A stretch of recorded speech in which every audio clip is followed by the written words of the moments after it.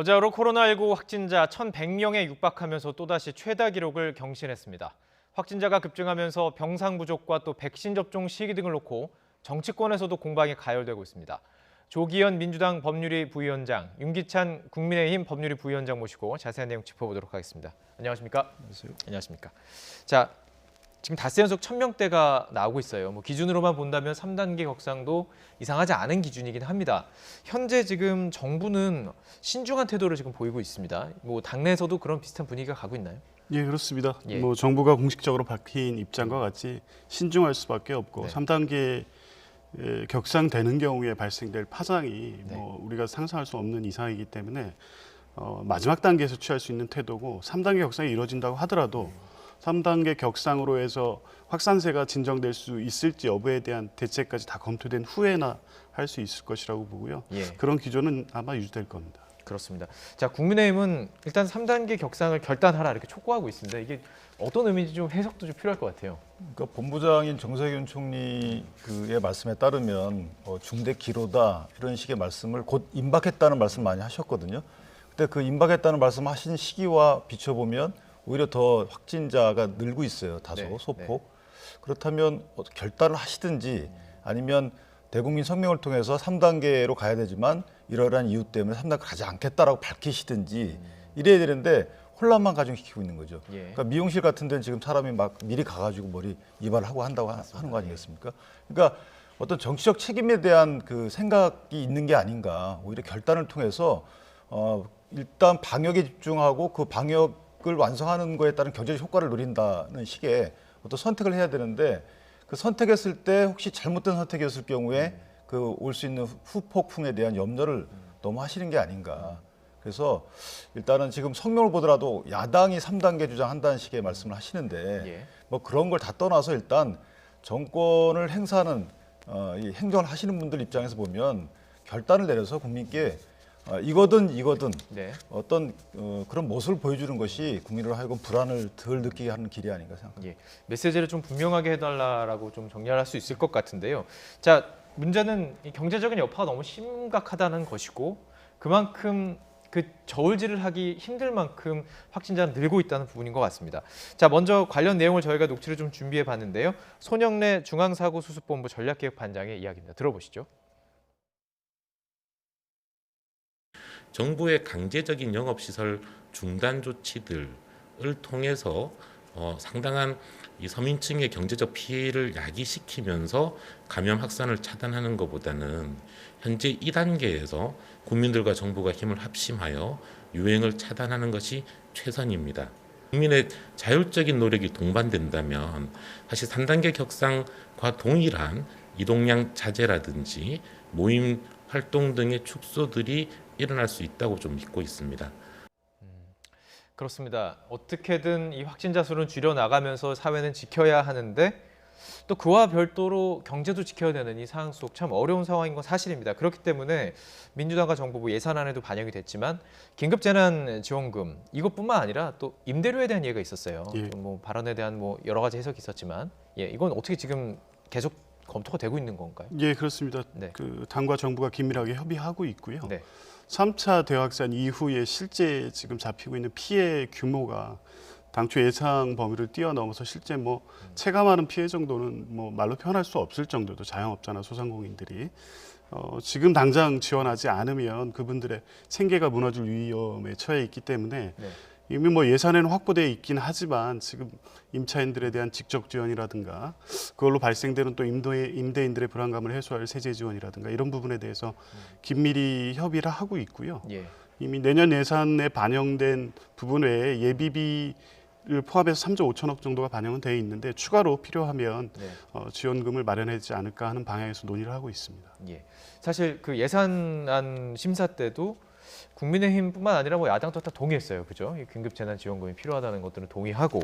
그렇다면 지금 정부 여당의 대책은 국민의힘에서 지금 임대료까지 방안에서 한 4조까지도 될 수 있다 이런 얘기가 나오고 있는데 어떻게 바라보시는지 궁금합니다. 일단 먼저 그 단계를 올리는 것보다 더 시급한 것은 네. 현 단계가 국민들 입장에서 보면 방역 지침을 현 단계 수준에 맞춰서 제대로 지키고 있는지에 대한 행정적 관리가 좀 덜 되고 있다는 생각이 들어요. 예. 그래서 공무원들 재택근무를 많이 시킬 것이 아니고 그 공무원들을 활용해서 방역 지침을 제대로 지키고 있는지에 대한 현장 단속 같은 것도 필요한 것 같고 네. 지금 뭐 재정적 지원 같은 경우에는 일단 말씀 주셨지만 목적 예비비로 일단 3조를 더 추가로 편성했단 말이죠. 네. 국내심이 주장을 해서 그래서 목적 예비비 포함 일반 예비비가 1조 한 6천억 정도 되기 때문에 다 합치면 8조 정도가 돼요. 예. 그러니까 현재 3조 원 플러스 알파를 집행하겠다고 일단 공표를 했지만 단계 상향 내지 그 상황에 따라서는 사실은 6, 7조까지도 집행할 수 있는 여력은 있어요. 예. 일반 예비비를 뺀다 그러면. 네. 그러면 이 범위 내에서 정부가 이제 국무회의 의결을 통해서 집행하면 되는 것이기 때문에 그 부분에 대한 정부 입장을 먼저 지금 사실 더 이상 추세를 볼 건 아니거든요. 그래서 현재 피해보고 있는 자영업자 등을 위해서 어느 정도 할 것인지에 대한 가이드라인은 나와야 된다. 예. 1월 달에 집행하겠다고 말씀을 주셨기 때문에 예. 그것이 먼저 시급히 돼야 된다 이렇게 생각합니다. 자, 지금 얘기를 들어보면은 각 당도 동의하는 것은 이 방역을 성공해야 된다는 겁니다. 그리고 경제적인 성과도 내야 한다는 부분인데, 하지만 이 부분에 대해서 이제 뭐 동의하는 부분이 있는가 하면 그 책임을 놓고는 좀 해석이 다른 것 같습니다. 정치권에서는 이제 책임론이 불거지고 있는데요. 두 가지 목소리 다 준비해봤습니다. 함께 들어보시죠. 코로나19 방역을 놓고 야당의 정부 흔들기가 도를 넘고 있습니다. 심지어 거짓으로 정부를 공격하며 국민의 불안을 증폭시키기도 합니다. 12월 현재 해결된 것은 단 하나도 없습니다. 이쯤 되면 우리가 자랑하던 K-방역이 신기루가 아니었는가 싶습니다.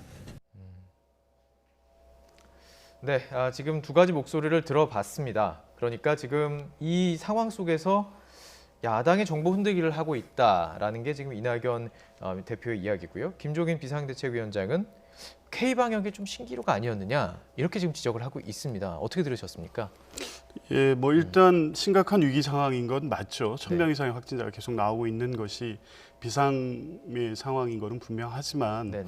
이 확산의 원인을 보면 뭐 이 계절적인 뭐 원인도 있고 바이러스가 확산될 수밖에 없는 계절적 요인이나 추세 이런 게 있고 세계적인 또 상황이기도 합니다. 그래서 그런 부분들까지 고려한다면 야당에서도 이 문제를 해결을 위해서 실제 건설적이고 생산적인 제안을 해주셔야 되는데 지금 말씀처럼 K 방역의 뭐 이 자체의 성과만을 붙잡고 있겠다는 입장은 아니거든요. 분명히 지금 상황에서 어떻게 이 상황을 극복하고 국민들의 불안감을 해소할 수 있느냐가 뭐 정부 여당의 가장 기본적인 입장이기 때문에 그런데 이런 부분에 대해서 실제 적어도 힘을 모아야 될 때는 힘을 모으고 비판할 지점은 뭐 비판하고 대안도 제시해주고 하셔야 되는데. 네네. 이 방역이 실패하는 것을 바라는 건 아닌가 할 정도로 사실이 아닌 얘기로 정부 여당의 입장을 비판한다든가 예. 또 관련돼서 확인되지 않은 사실관계를 비대위원장께서 직접 말씀하시는가 예. 뭐 이런 상황은 지금 국민들의 불안감을 해소하고 네. 이 방역의 위기상을 극복하는 데 도움이 되지 않는다 이렇게 보고 있습니다. 예.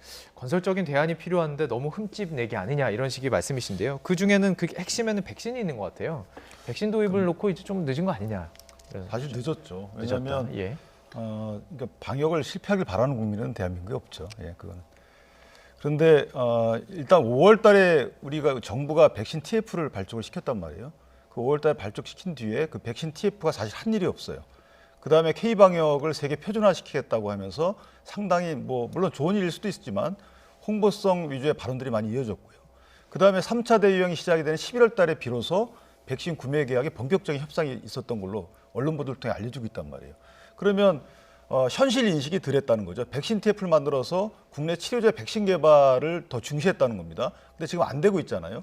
그러니까 야당 입장에서 보면 전문가들의 말을 듣고 현실 인식과 유리된 이런 정책 결정이 있었던 거 아니냐, 비판을 당연히 할 수 있는 거예요. 예. 그래서 지금에 와서는 이런 비판 한번 하고 다음에 이런 되풀이되지 않으면 되는 것이고 지금 할 일은 야당이고 여당이고 대통령이건 간에 담당 공무원이 백신 공급 계약을 면책적으로 체결할 수 있도록 국회에서 의결을 하든가 예. 아니면 대통령께서 먼저 선언을 하시든가 이것은 책임 추궁하지 않겠다. 예.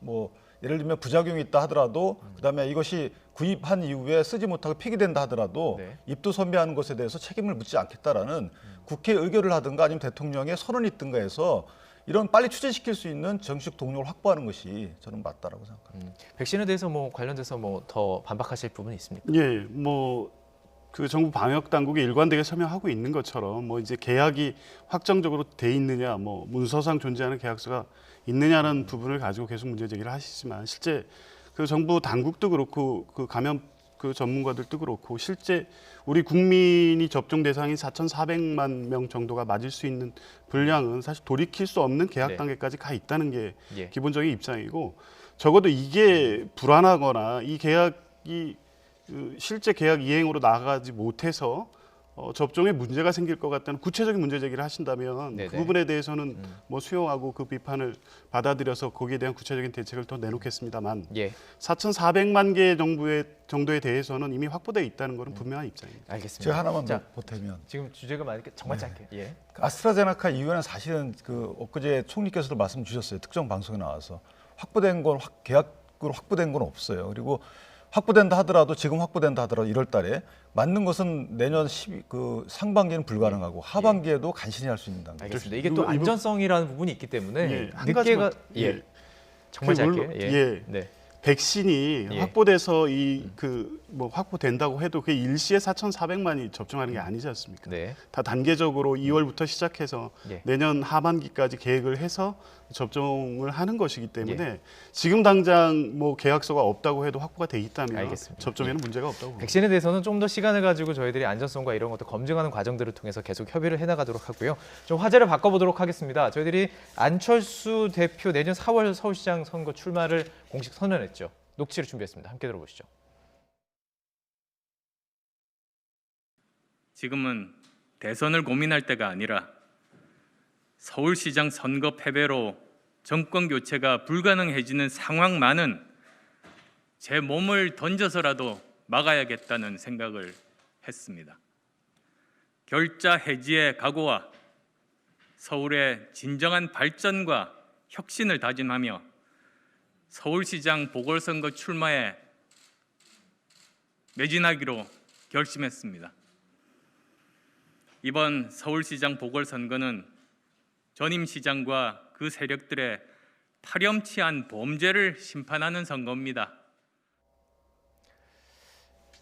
네, 함께 들어보셨는데요. 어떻게 보십니까? 정치적 파급력은 어느 정도로 분석하고 계세요? 뭐 안철수 대표로서는 선택할 수 있는 유일한 정치적 돌파구다라고 유일하다. 보여져- 예.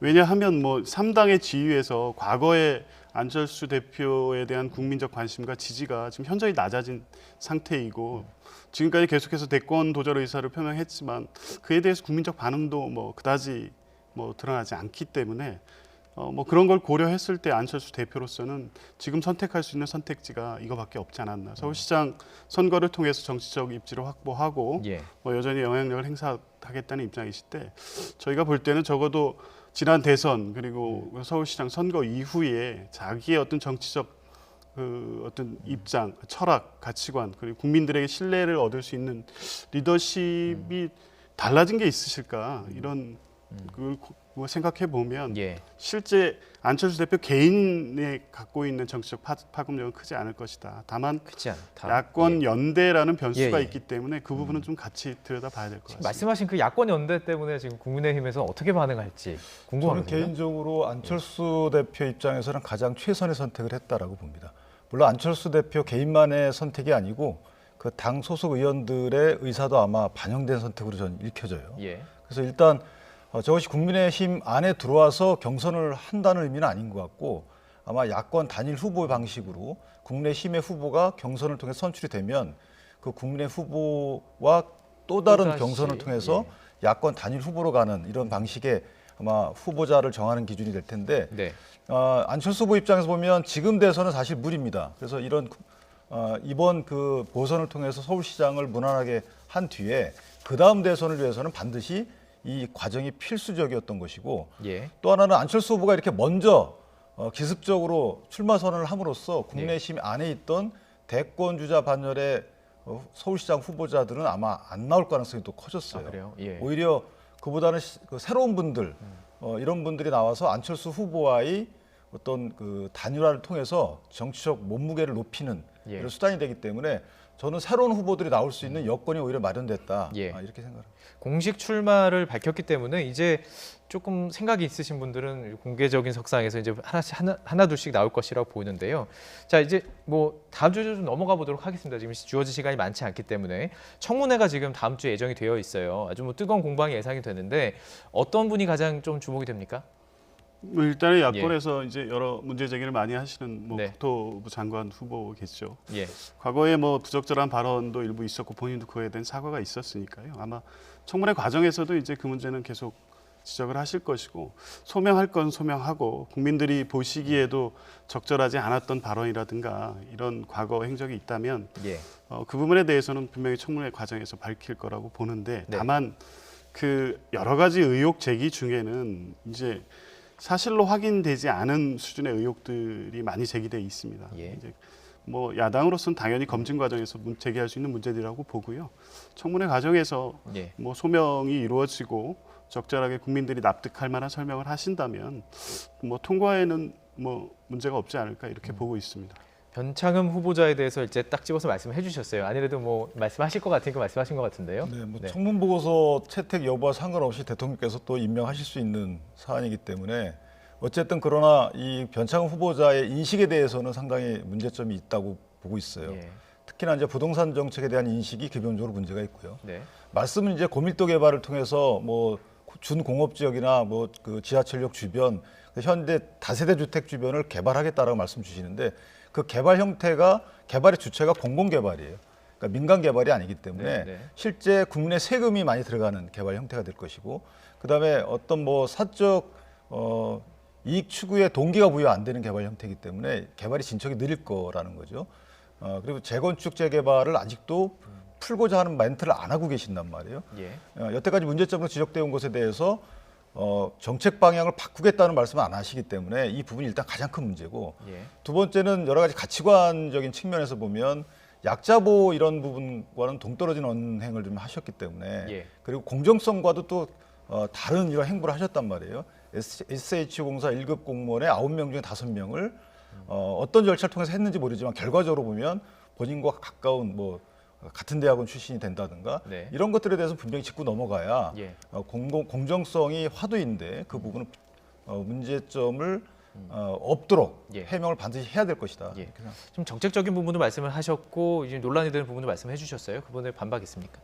예, 뭐 일단 변창 네. 후보라고 하면 도시계획하고 주택 관련된 뭐 누가 뭐라고 부인할 수 없는 전문가이고 정부 정책에 대한 이해도도 충분히 있고요. 그리고 야당뿐만 아니라 국민들이 제기하는 네. 문제 제기도 알고 있기 때문에 예. 그 부분에 대해서 충분히 설명할 수 있을 거라고 봅니다. 네, 청문회 과정 속에서 뭐 저의 바람은 정책적인 것들을 더 위주로 뭐 일단은 우선은 검증하는 것이 우선이 아닐까. 그 충분한 검증이 이루어졌으면 좋겠다는 생각을 해봤습니다. 조기현 민주당 법률위 부위원장과 윤기찬 국민의힘 법률위 부위원장 함께 이야기 나눠봤습니다. 오늘 말씀 고맙습니다.